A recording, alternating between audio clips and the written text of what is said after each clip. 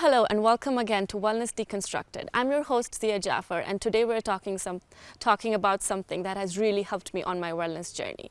You know, when you're in pain, like you have an inexplainable back pain or knee pain, and you go to a physiotherapist or a doctor and they give you a topical solution, and the pain goes away for a bit, and then a few days later, you're like, oh my God, I'm in pain again. And you feel old, but you don't know what to do, what the problem is.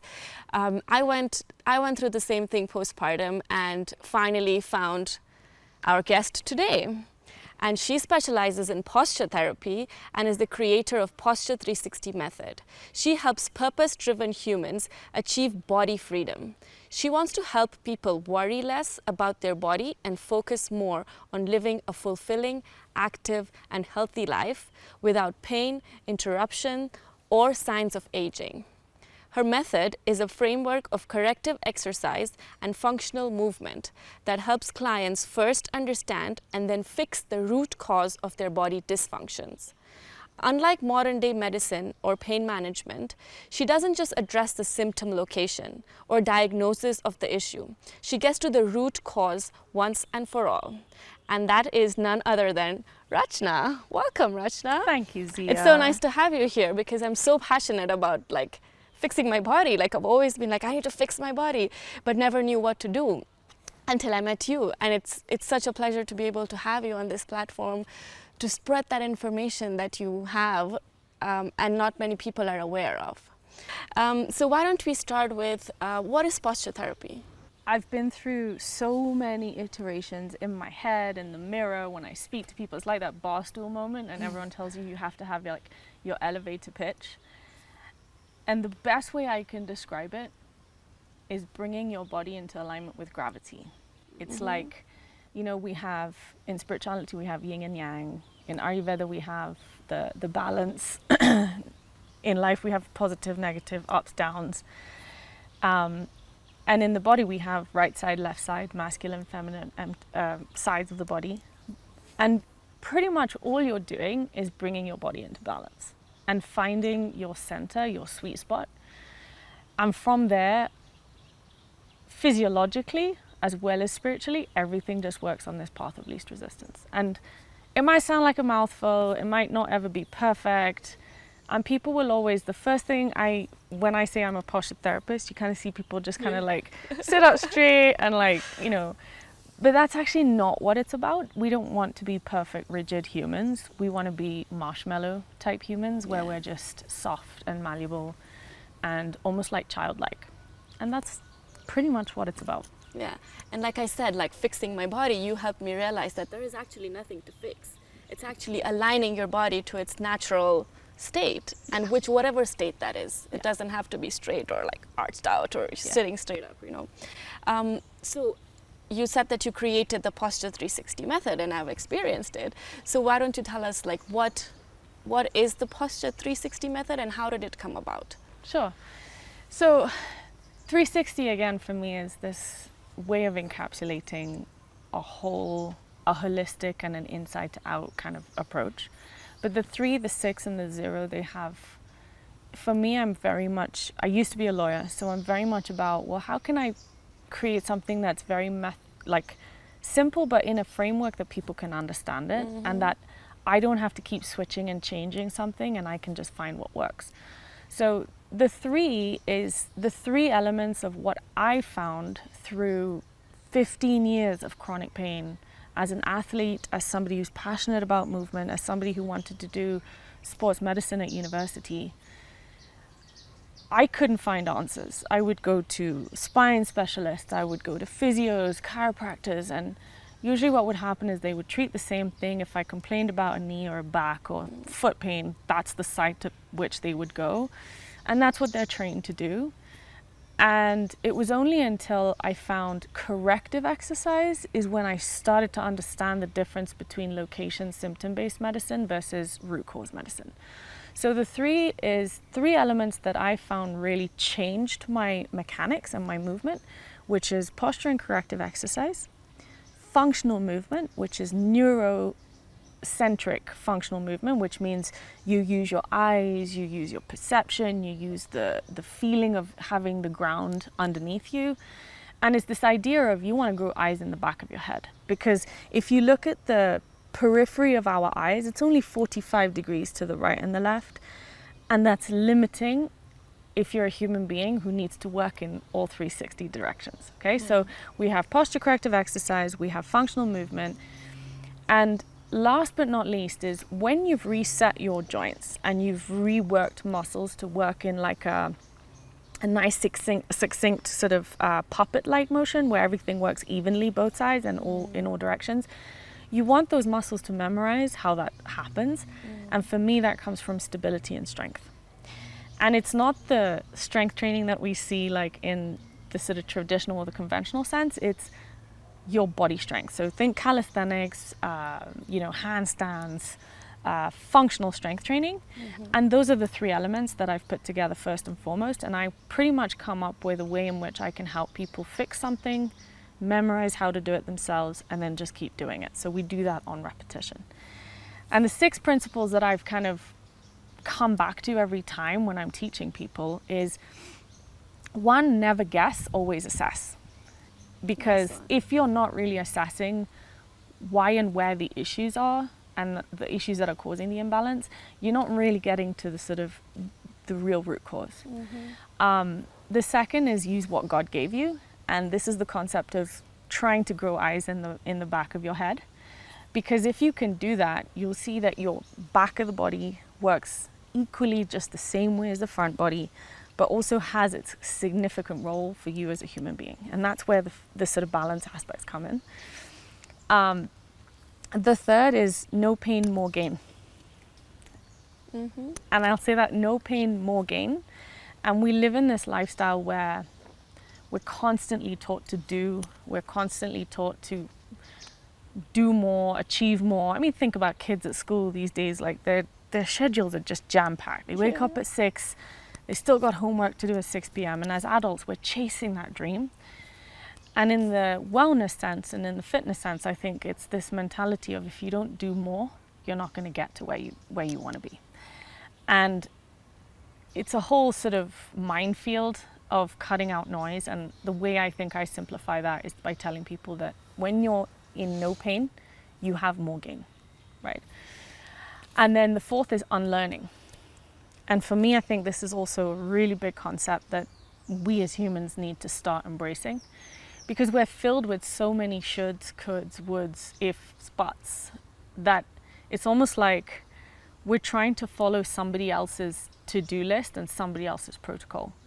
Whereas every single human being is different. You and I might be female, you might be a mom, I'm not a mom. Or, your strength capabilities are different to mine, your body structure is different to mine, your environment, your culture, your genes are different to mine. So by that token, you can pretty much never be the same as me. I have a twin brother and we are completely chalk and cheese, not just in our habits, but like our body build, right? So I'm always saying to people, until you start to unlearn your hardwiring and your subconscious patterns, you'll never really discover what works for you. So it's that trusting a specific framework that you can explore and discover yourself that will get you past that sort of stumbling block. The fifth is we don't do cookie cutter. We do not subscribe or prescribe things that are simply just for somebody else and tell you to follow the same thing. And often I get this question is like, okay, I run a group program. So most people would think like everyone in the group program is still following the same sort of thing. And by definition, it could be cookie cutter. But again, what we do different is we assess every single individual in the group. And by doing that, we tailor make the homework so that it's sequentially done in a way that your body is being given what it needs to fix itself. Not what I need, not what somebody else needs. The homework content can stay the same. The routines can stay the same, but how you do them will be different based on your balance and your body capabilities. And that's pretty much the 6 elements of what, make my framework or this method a little bit unique. And the 0 is that 0 degrees of resistance, 0 degrees of, separation, 0 degrees of just bringing yourself into that gravitational sort of sweet spot. And that's kind of what it is in That's summary. amazing. Yeah. That's so good. So you like have like 3, 6, and 0. Each number has its meaning, but also together it's like a holistic approach Yes. that you have given to posture therapy. That's amazing. I have so many questions already from everything that you said. Usually And I that's kind feel of like- what that's the response I get. Yeah, it's beautiful, and I feel like those 6 principles should be like our life principles, you know, because one of the reasons I started the podcast is because of one of your principles, and that is there's no cookie cutter approach. Yes. That there is no one size fits all, Mhm. and there is not one thing you can do that can help everything in your life or that can Yeah. fix everything in Yeah. your life, you know. And as a mother, I think you'll probably relate to that the most. Yeah, it is super relatable. I'm forgetting my questions because you've given me so many information, so much information. So one of the questions I had was, I heard you say like bringing your body into balance and make your joints function in a way more like puppet-like, right? So why don't you tell us like how our body is connected via chain? Like I know you've explained me how it's a chain from bottom to up, but tell Yeah. me more about that. So if you think about a human being from, say, in utero into early development stage, their first point of contact with this world is through the earth, right? So like when babies are born, they can't sit up straight because basically the secondary structures in their body, which is the lumbar spine and the cervical spine, they're not developed until after birth. And that forces a child by nature to be more towards the earth naturally. That's just how the body is designed. And because of that, your first point of contact with the earth when a child starts to walk is through your feet. And so as you develop height, as you develop bone structure, as a child's cartilage starts to become actual bones, and they start to basically have a vestibular relationship with their body and, you know, the awareness of space that their body has on earth, balance and proprioception starts to become a thing that they have to have a relationship with, right? Because that's how you move. That's how, if you look left, right, up, down, like those are things that trigger like movement, okay? And then physiologically, your joints are designed to almost sit in a sort of perpendicular position to one another. So we have what we call load joints in posture therapy, which is your ankles, your knees, your hips, and your shoulders. But for me, I also think about the jaw, because head position in modern day world is such a big thing that actually, if you look at people's cervical spine, it has a big connection with their feet, and it sways their vestibular balance and also generally their functional movement. So this whole connection is not about what it looks like. I mean, we live in Africa, for instance, and there's so many people who, I take the mama bogas, you know, from the shags, and you're driving up the road and they have really severe sort of stenosis from carrying heavy, you know, loads on their back, the wood, the firewood, etc. But functionally, if you look at them, they're fulfilling their role in everyday life, and they're probably not even aware that their body's in pain or limited in any way, because that's what's become normal for them. So when we look at modern day humans who come to us and say, I have a limitation, I have pain, I have this discomfort, I have something, there is absolutely no logic if we're simply looking at the location. Because what we have to look at is, what's the output of that deficiency? What's the output of that dysfunction? So at the moment, everyone's playing paddle. And tennis elbow and shoulder rotator cuff problems. That it's becoming like something I hear about every single day. And the first thing I'm looking at is their feet. The first thing I'm trying to notice is if they have any kind of rotational dysfunction. For some people, I'm even checking their eyesight, because people don't understand that if you grow bias in your eyesight to one side, it's going to create a deficiency in the functional movement on the other side of your body. So this chain aspect is not just about looking at someone's physical body. It's also about understanding people's personalities. It's about understanding what God gave you, which is your sight, your taste, your smell, all of the elements that help you function as a human being, right? And for me, this is where it becomes really cool but really interesting, because these are not the things that when you go see a specialist, you're being assessed for. And I only recently learned the real sort of chain by bringing in like eyesight, vestibular balance, brain health into the whole sort of assessment phase of when I look at people. And for me, when I get stuck with a client who I was just kind of physically sort of assessing, for me, the answers have come from understanding things like gum health, eyesight problems, hearing problems, any kind of birth traumas, for instance, that may have happened. Like if a baby was suctioned and that baby becomes an adult, I'm noticing like disparities in the pelvis, or their femur bones or their shin bones. They actually start to stay on into their adult lives. In a nutshell, it's not just always what meets the eye, and it's not just a physical assessment. It's not about what looks wrong, and that's actually not what I'm looking for. What I'm looking for is what doesn't make sense. Is why when this person tries to do something, they can't, and what looks like it's the struggle. And the thing that's made me really develop my skill is when you look a bit deeper and when you meet this client where they're at. Because that discovery of a birth trauma, as an example, it's not going to come straight off the bat. It's not going to come in your first session. It's not going to come, sometimes it's not even forthcoming. So for instance, when I see male clients versus female clients, it's a very different approach, because if I just kind of go in there and start asking all these deep and meaningful questions, people kind of retract, and I feel like that then doesn't allow me to guide them to getting to their solution, because at the end it's not my solution. I'm simply using my eyes, I'm using my gifts, I'm using my skills to help them get past whatever it is that's kind of holding them back. And that's the chain. It's a physical assessment, it's a physical element, there's inner elements, there's behavioral elements, there's mindset elements, there's habitual elements, and there's so much more under the layers, from birth into early teens, into young adult life, and then so on and so forth. Yeah, I love that that you have a very, like, not a cookie cutter, very individualistic approach, understanding each body type differently. And that's something I learned in Ayurveda.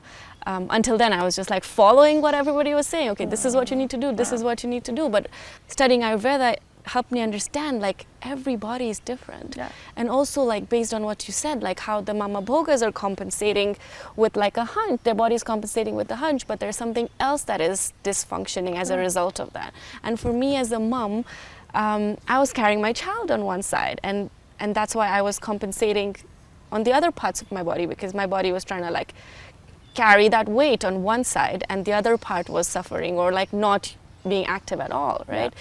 So it's very interesting that we all need to understand that and approach each of our bodies different way, and not follow like a diet or like go ham in the gym because everyone's doing that and losing weight like that, right?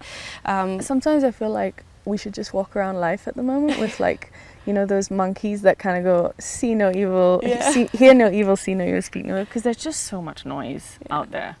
I think cold water immersion is such a great example. Oh my God, yeah, I talked about that. And I do them, but not on a daily, it's not forced.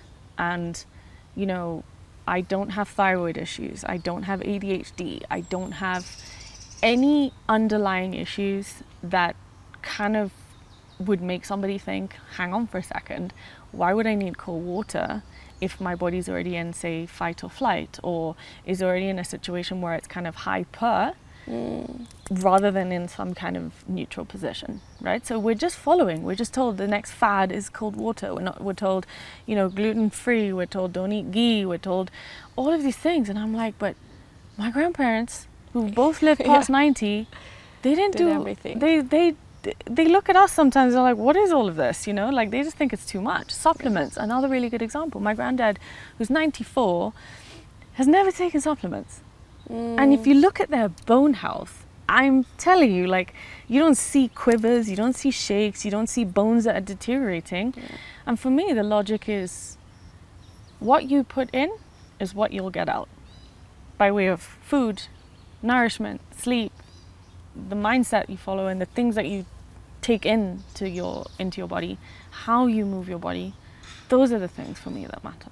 Yeah, and my principle is that whatever you put in your body or on your body or surround your body with is how your body will react. So just like how you said, it makes so much sense in so many different aspects, right? And I love that you said, like, when we see our parents and like our grandparents, they have no issues. Like, they're so strong, and like even when I'm doing my different practices, they're like, what? Like, we never did any of these things, and look how good we are. But I feel like it's also this modern day age demands on our and that the impact of that on our bodies. Yeah. Because in when they were younger, they used to like squat on the floor and sweep and do like those chucky pieces. I don't know what it's called in English. But Ganti and Gujarati, like, so my grandma, she used to grind the unga in the wheat, right? And make flour out of it, you know. And I just think like that was functional movement. Exactly. She sat in this cross-legged position for like 5-6 hours in a day. Yeah. She's out in the garden, she's doing things, and I'm like, that's functional. Yeah. This is integrating daily movement into your daily life. It's not different. Yeah. Yeah, and I mean, I always say to people, if you find a way in which you're not just doing 1 hour of fitness and exercise, and you find a way to integrate movement into 9 hours of your life, you will see how different your body, your lifestyle, your wellness, your mindset, your mental health starts to change because you're not making it something different. Yeah. And I think this disconnect where people are like, okay, in my daily schedule, I have to go 1 hour and do this, or I have to do, you know, we can meditate in the car. If you think about it, we can meditate while we're in the garden. We can meditate, even this conversation. I have to be aware that when you're talking, when you're asking me a question, I'm listening. And it's something that comes from, I think, tuning into yourself and being aligned with, you're okay with where you're at.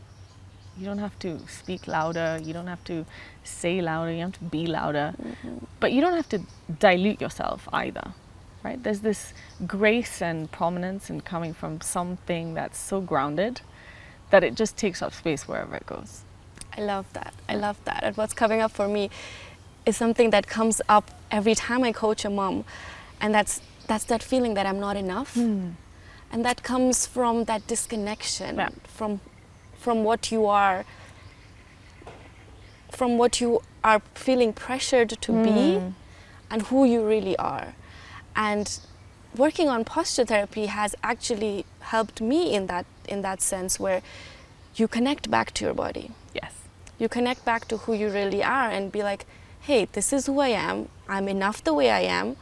And that helps your mental health as well, or mental state of mind as well, as like, I know who I am, that these are my strengths, these are my weaknesses that I can work to get out of or work through them. Yeah.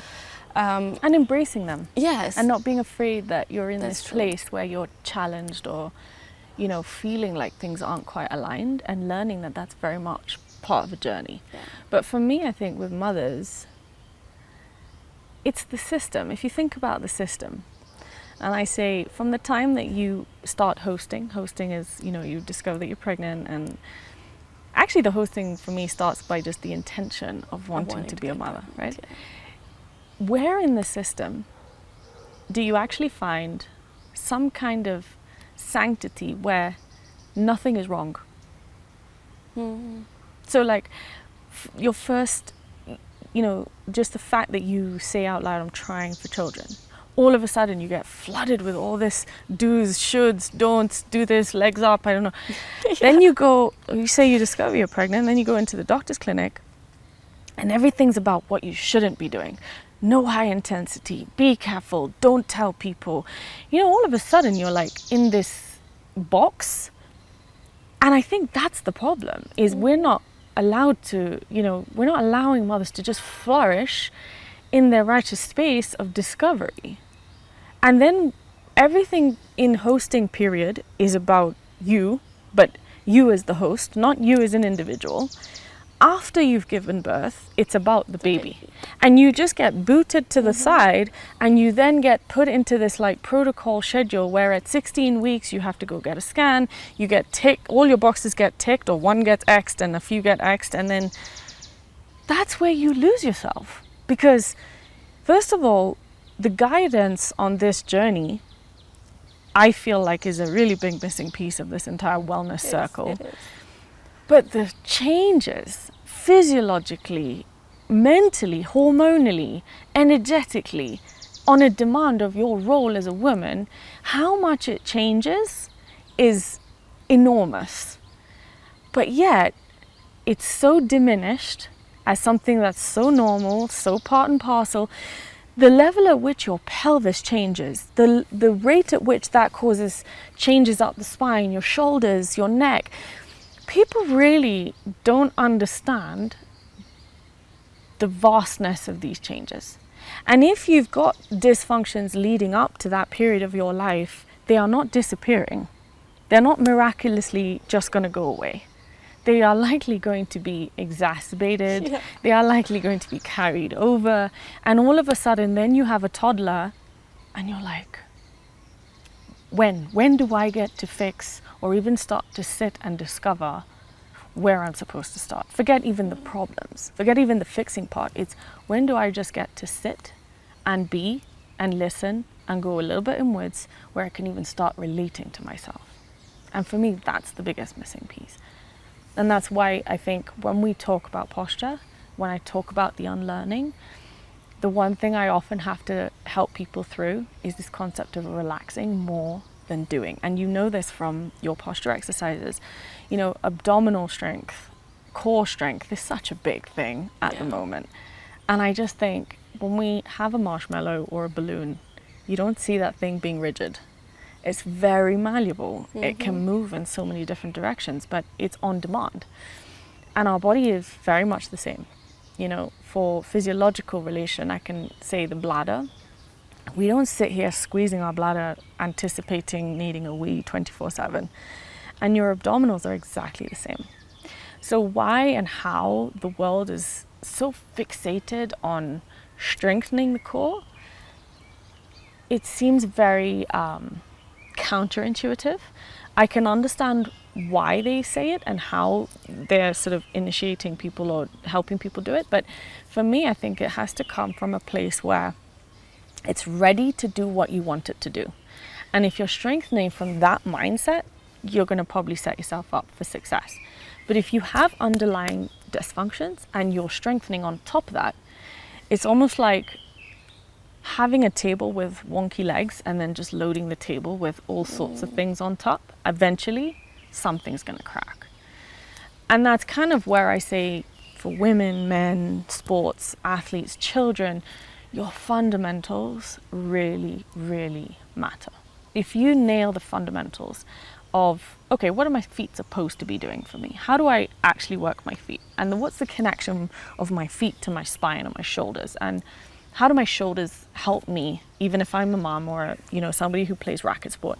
How am I going to tackle these parts of my body so that they work for me, not against me? Mm-hmm. And how then can I go into a mindset of, because sometimes we need conventional medicine, how can I go into this conventional medicine arena knowing what I already know and taking from them what I need?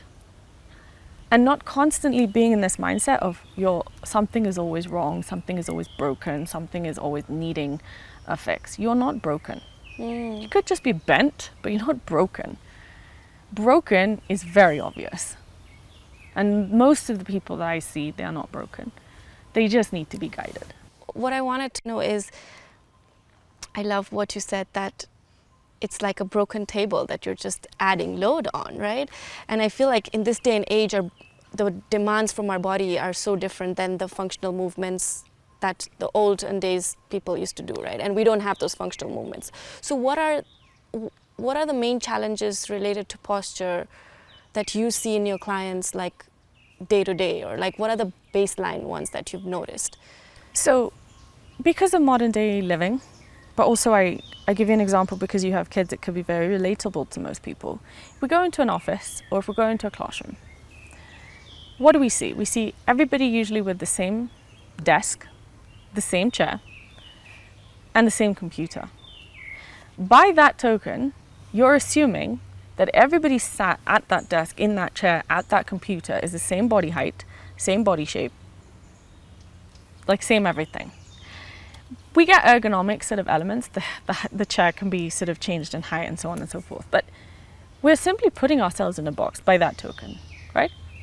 And in schools, we have children, even if they're in the same class, their height and their growth percentile is totally different to somebody else. So if we're putting everybody at the same desk, same chair, for me, this is the start of the problem.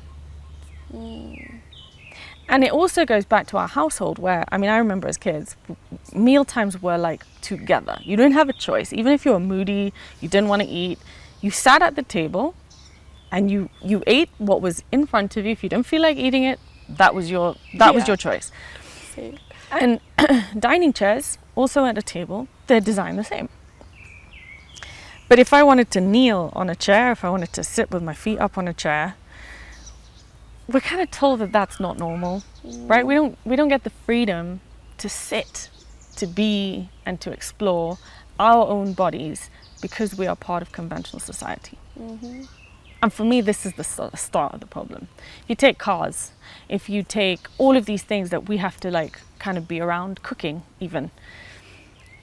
If you take somebody who's 6 foot tall and they have a countertop that's the height of somebody who's 5'3", their mechanic is going to change. And those are the things they're having to do every single day. And so habitually, the clients that I see, their problems have not been sort of just because they did something wrong in sport or they had a baby. These things are actually a culmination and a collection of things that have happened over the last 10, 20, 30, 40 years. And then all of a sudden, I'm presenting them with this thought process and this framework and this way of doing things that's completely different that I wish could turn their lives around in, you know, a jiffy, that sort of quick fix element. But yeah, you'll get the pain relief almost instantaneously, and you know this. But the actual deeper changes, structurally, emotionally, habitually, mindset, they take a long time. And for me, if we can start by just not putting people in a box. I think it can significantly start to change mental health. It can start changing our human interactions. It can change our consciousness as human beings. Children, I mean, if a child in class stands up on a chair and starts to speak, they're going to be told to sit down, pipe down. It's not normal. Yeah. And yeah, I mean, I was always one of those kids. I was never conventional. And even as an adult, in my family, I'm known as the black sheep and I'm known as the rule breaker. And I think it's taken time for people around me to just get used to that. But it doesn't come from a place where I'm being dogmatic, I'm being unpleasant, I'm being rude, I'm being hurtful. It's just, I know intuitively, and I'm very much led from the body when something feels right. My environment, if anyone's done human design, I'm a reflector. And we are 1% of, you know, the human types of the entire population. And I can literally walk in a room and tell whether I belong or whether this is just going to be a momentary pass and I'm out of here in 5 minutes. So by the same token, as a child, if I'm in a classroom and it doesn't vibe with me, I can't learn. And for me, it was only until later life that I understood this. And I found my passion and sort of flourishing moments on the playing field. It was where I could express myself fully. It was where passion and being this character were all sort of welcomed. But in a classroom, we don't want that. We don't want the loudmouth. We don't want the one who sits in the back asking the teacher why. And we are not the person. We're not the kids who, if we like to make sense out of things, we're not very welcome in a classroom environment because we just want. Most classrooms want us to just listen, hear, digest, and regurgitate. And I'm not one of those people. So for me, it really does start in the early years. I love that. Like, we need to change the generation. We need to change the way we are raising a generation now. Yeah. Because everything in our environment, everything that we're buying, like the consumerism industries, like everything is trying to fit us into a box. And right now, our generation is in the process of unlearning and like peeling off those onion layers, you know, to get back to who we really are and what works for us, what environment works for us, what are the types of educational institutes that we want our kids to go to, that they can flourish in their being just the way they are. Yeah. And as a mom, it is so complicated. So complicated. To find everything that actually accommodates my child. Yeah. Puts them on the path of least resistance. Yeah. Yeah. I totally get it. It is a constant discovery path, I feel like, or a constant search as well, right? I heard you say about the kitchen countertops, the desks. What about shoes? Oh, shoes. I mean, I was in Dubai a couple of years ago, and you know, fashion state. I kid you not, I couldn't walk into a shoe store. I couldn't. And this is coming from somebody who likes to dress up, but I've found my identity in wearing shoes that feel good. And it's a constant. I sometimes I wish I could walk out of my house and just kind of put blindfolds on, because everywhere I go, I see shoes just getting more boxed than not boxed. And as a Kenyan, it bugs me to my bone to see Kenyans, even athletes, who used to run barefoot, now running with modern day footwear. Right? And I'm like, how did we get modern society to take over our culture? And for me, this is again where it all comes from, is how strong can we hold in our beliefs of, you know, the earth, and our connection through our feet to this earth is our wellness. We are wearing triangle shaped shoes. You know, I see people telling me all the time, but these shoes are soft and they're like really wide. Yeah. And then I take my barefoot shoe sole, and I put it up against the shoe, and you're losing about 20% of our big toe function. Mm-hmm. The shoe is literally the cause of so many of your problems, because you're in shoes 24/7. Children, if you step outside, or if your forefathers saw children stepping outside, what's the first thing they say now? Where are your slippers? Shoes, yeah. Where are your shoes? And I'm like, but why? Why are they not experiencing different textures, different levels? You know, let them find their balance. And as adults, you know, even in the fitness arena, I think it's changing for sure, but there's this huge move on barefoot shoes and the culture of barefoot feet and living. I think it's Thor. What's his actual name? The actor? No idea. The actor from Avengers. Anyway, he's basically now known for walking around in Australia with no shoes on. Wow. He walks around to the supermarkets in a restaurant with no shoes on. And everybody thinks it's like his way of kind of trying to get into the media, but I'm like, actually I think that's a great example. Mm-hmm. I wonder what it would be like if we as humans walked into a Michelin star restaurant or a top tier hotel, or even into like institutions of like prayer without shoes on. And we do, right? Like mosque, yeah, we go in a mandir or in a temple or wherever we go, we don't actually wear shoes. Yeah. And Japanese culture, we don't wear shoes in the house either. So I went to Japan on holiday, and for me that was like, wow, yes, please, more of this. And for shoes, I think it's a minefield. When you even start to get curious about barefoot shoes, you know this. It is not just the same as walking into a store, picking out your size 5s, and just walking out of the shop. Every brand has a different sizing regime, based on the style of the shoe, based on the need of the shoe. For me, if I'm wearing active shoes, so like workout shoes, I'm a size 6. And when I used to wear conventional shoes, I was only a 5. That sizing has changed now. I wear a 6.5, UK sizing, in my barefoot shoes. So my feet have changed because of my bunion sort of correction. The length of my foot has lengthened, but it hasn't actually. And my sister, throughout my life, has always had bigger feet than me. I can't fit into her shoes. And my mum is like, she literally just can't believe it, because she's like, how is this happening? And I'm like, it happens. But if you think about the foot, it's still got muscles, connective tissue, it's got bones, and quite a few bones. People just look at toes and think, yeah, 27 bones in just the foot itself. Wow. Right? And if you think of the Achilles and the sole of your foot, it has the thickest line of what we call fascia in the body, because that's where a lot of the ruggedness and the rigidity and the sort of wear and tear happens in your body. It's your feet. And so if we're leaving this completely disregarded,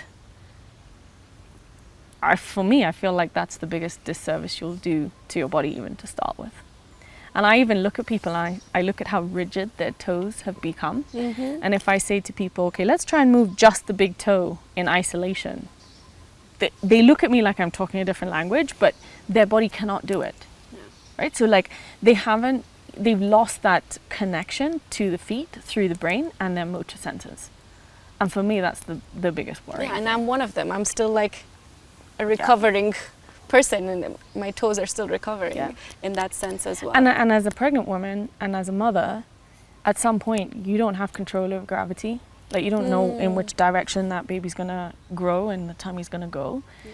And literally the sides of your body and your feet are holding you in that dynamic tension or not. Right? So how many women will complain about plantar?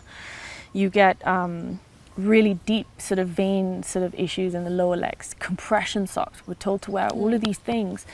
And I'm like, okay, but imagine she just did some basic foot function stuff throughout her life.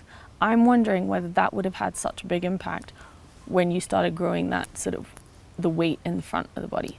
Yeah, I love that. And I love that you said about the shoes, how like your sizes changed, right? So it happened with me, like last year I went to my brother's wedding and I had not worn these like wedding shoes for such a long time. And then I'm putting them on and they're not fitting me anymore. And my dad's like, how can your size change? Like you're an adult now, your feet don't grow. But I'm like, no Dad, I did posture work and my size changed. So then he's like, okay, what's your size now? I was like, I don't really know it. Like it depends on the size style of the shoe.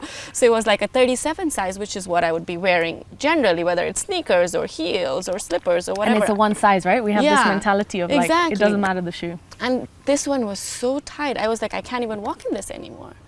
And now anyone that is traveling and wants to buy shoes for me, they're like, what's your size? I was like, please don't buy, because I don't know if I'm a 37, 38 or 39, because it depends on the kind of shoes I'm wearing. 100%. Like some I'm 38, some I'm 39. And if I'm still wearing the conventional ones, then I'm moving to 37, right? And the whole mindset has to shift here. And that was so hard because I love fashion. Yeah. So when I saw those barefoot shoes for the first time, I'm like, oh my God, they're ugly. Yeah. Because I feel like, oh my God, I'm so conditioned to see shoes a certain way. Yeah. And when I'm seeing something that is different, my mind is not able to accept it, and it automatically terms it as ugly because it's not looking the way that I've been trained to look at shoes. You're like me. I love to dress up. I like to feel good and wear things that make me feel good. And we should never have to stop doing that.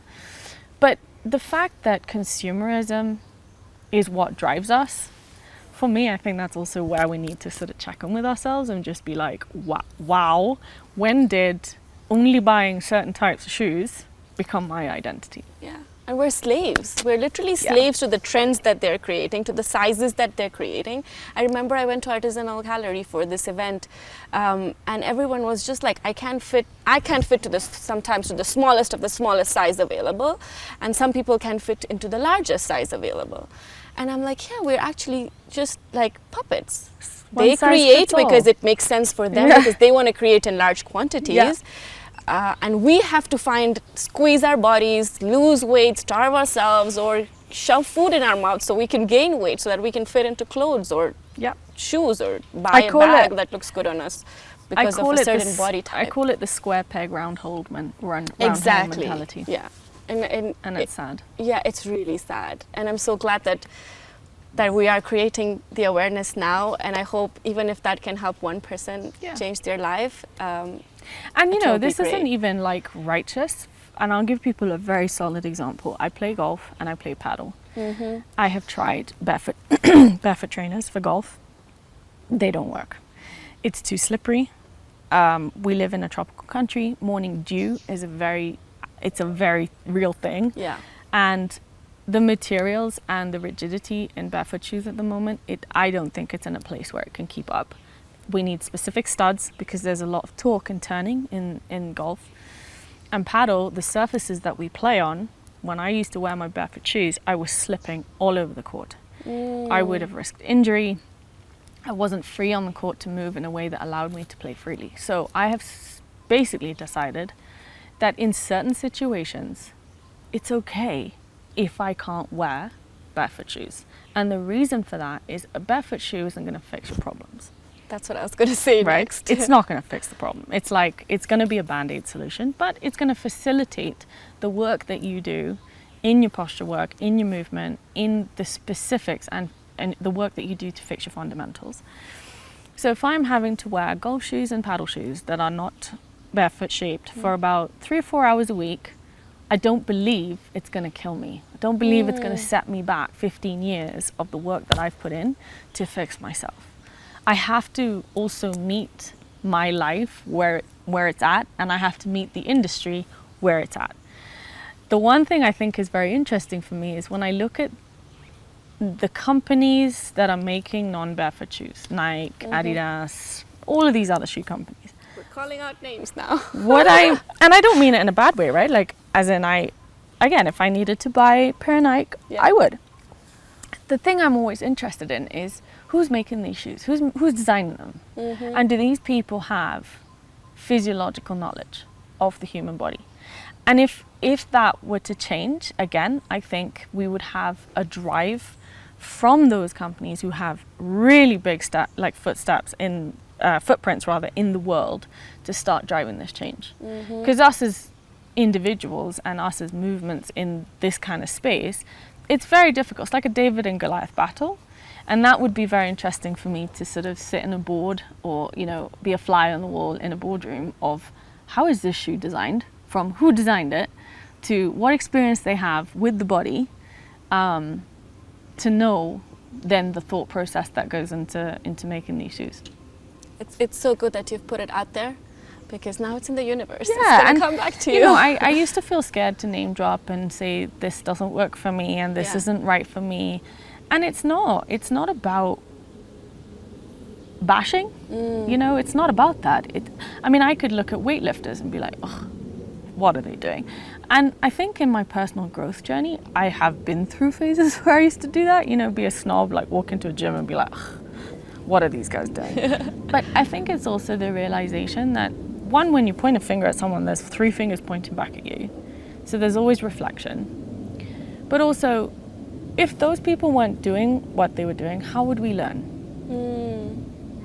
True. Right? So if Nike weren't making shoes, how would we have ever known the shoe that we like versus the shoe that we don't like, or the shoe that works for us and the shoe that doesn't work for us?